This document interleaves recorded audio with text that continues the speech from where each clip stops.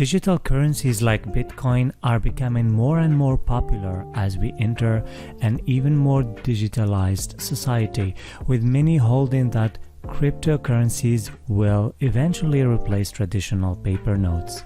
Yet, while Bitcoin is the flagship crypto, another increasingly prevalent commodity is NFT, or non-fungible token, which is almost digital version of collectible.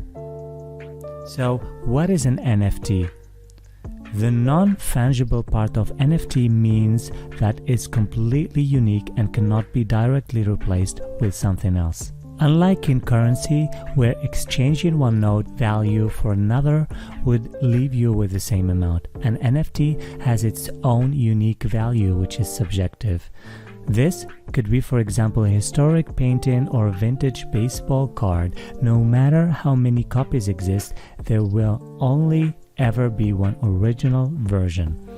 NFTs are assets that exist in the digital world with no physical version, and digital tokens serve as the certificate of ownership for these assets. Records of who owns what NFT is stored on the blockchain, supported and kept safe by the ledger. The NFT market.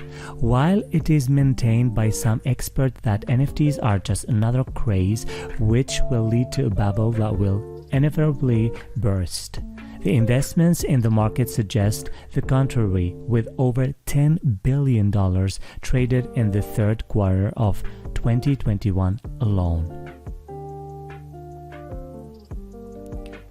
There are several NFT marketplaces which allow online users to buy and sell such token. Among them are Rarible, OpenSea, NFT Getaway, although many more are popping up.